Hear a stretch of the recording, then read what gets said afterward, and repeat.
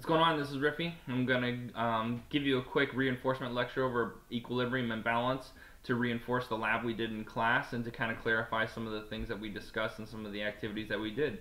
So here we go. Equilibrium essentially has two aspects. You have dynamic equilibrium, which is maintaining your balance while the body is actually in motion, or when the head or the body specifically are moved rather suddenly.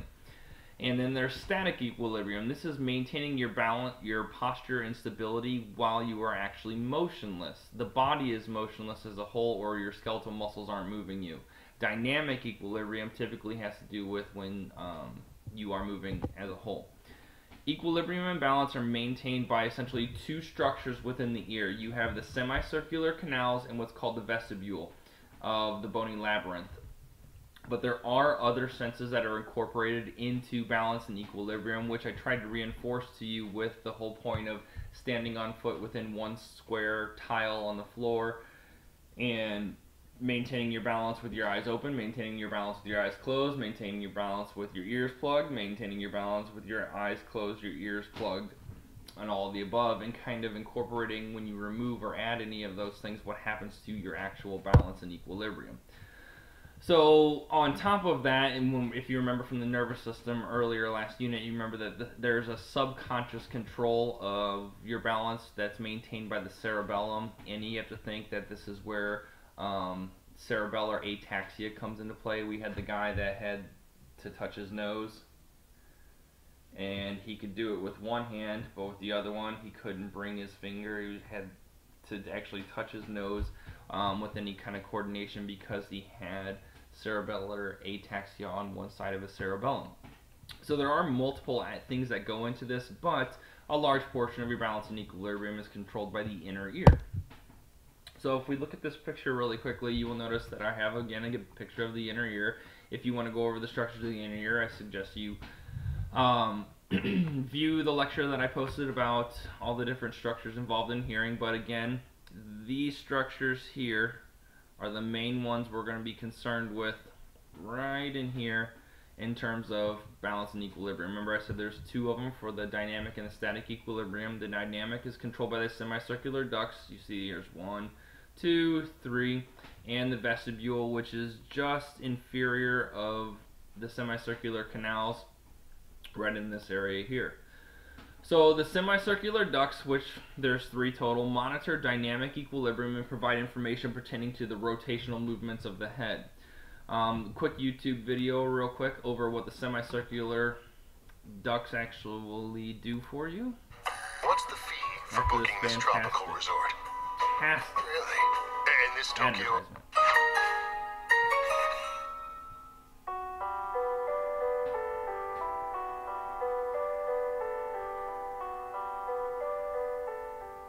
Deep within each ear, there is a balance system called a labyrinth, composed of 3 semicircular canals. These semicircular canals are also connected to the cochlea, which is the organ that allows for hearing. Each semicircular canal is responsible for sensing a particular head direction. Each semicircular canal is filled with fluid, and when displacement of this fluid occurs within the canal, nerve signals are sent to the brain informing which direction the head just turned. Now we're going to go into more detail on exactly how movement of this fluid can send a signal to your brain indicating that you are actually having some kind of rotational movement of the head, but we'll get into that in a second. A posterior semicircular canal shown here detects when the head tilts down towards the shoulder. So the posterior semicircular canal is, if you were trying to incorporate that with yes, no, or maybe movements, you'd be like, maybe is the posterior semicircular canal. The superior semicircular canal detects when the head nods up and down in a yes motion.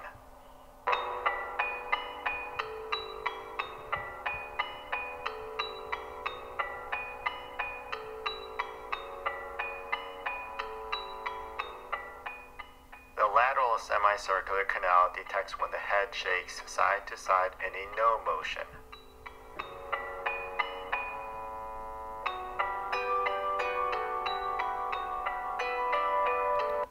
Okay, so those are the 3 semicircular canals and what they're going to do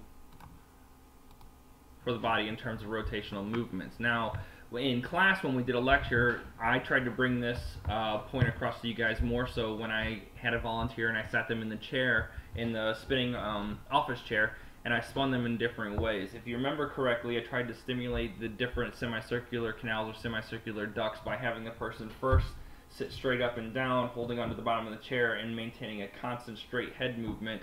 And what I did is I spun them in the chair, trying to stimulate only one semicircular canal, particularly this one right here, which causes the fluid to move round and round and round and round and round. And we observed the fact that we stimulated that particular semicircular canal because we saw an eye movement that was associated with moving back and forth. Then what we did is I had the person sit in the chair, but they had to hold their head like this, which then when I spun them in the chair in the same direction, instead of stimulating this semicircular canal, which when we turned their head sideways, we stimulated a different semicircular canal, which would have been this one, which is associated with the yes movement, but since their head was tilted in this direction, we were spinning that fluid inside that canal, and what that did is we noticed an eye movement of up and down trying to adjust for that rotational movement.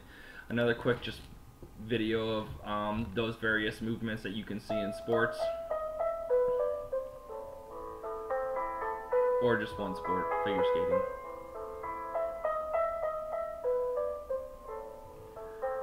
So if you notice, they're moving their head in various positions. And I don't know really much about figure skating, but if you notice, in each of the spins, they kind of turn their head in a different way and stimulate different semicircular canals, which if I were going to theorize, probably causes them to not be as dizzy as fast, or even reduce dizziness altogether. I can do this, by the way.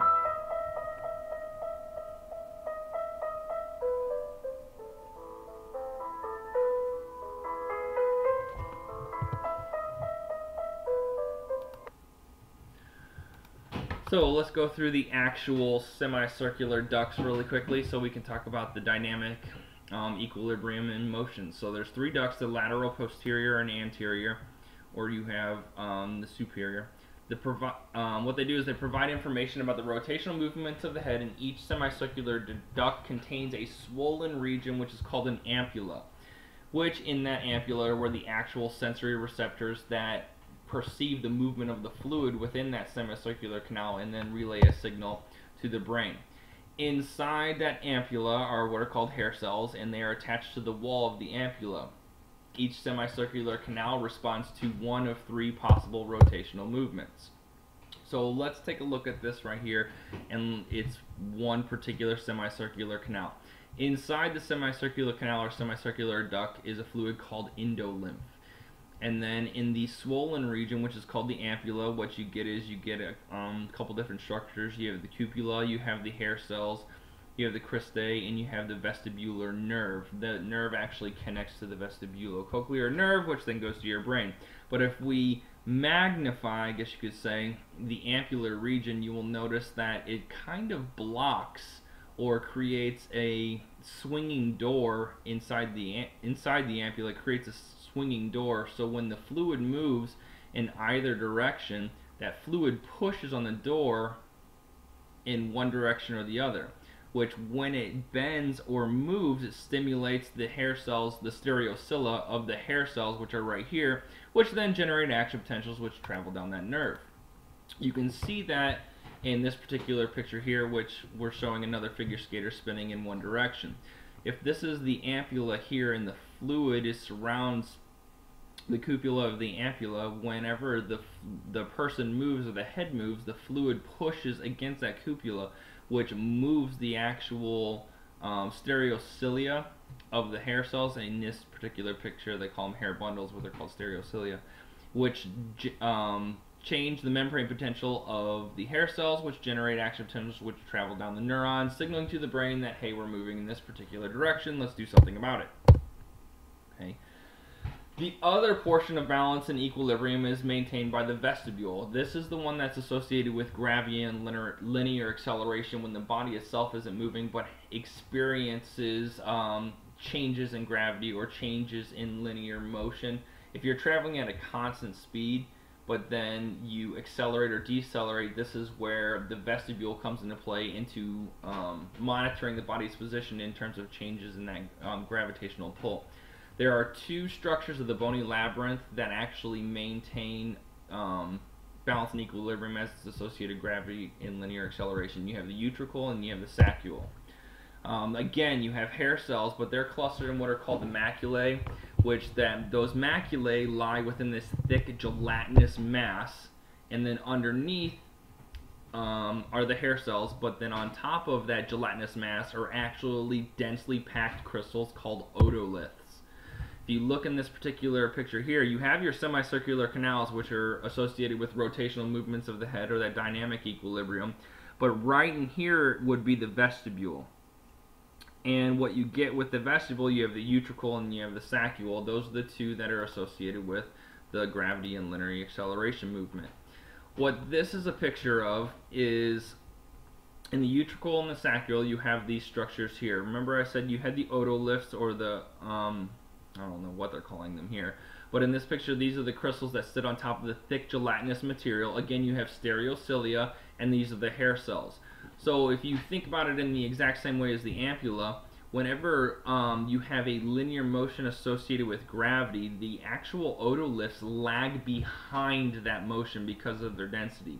So what happens is when the head or the body moves in relation to gravity, it causes the crystals to lag behind, which pulls on the gelatinous material, which disturbs the stereocilia, which changes the membrane potential of the hair cells, which generates an active potential that travels down the neurons.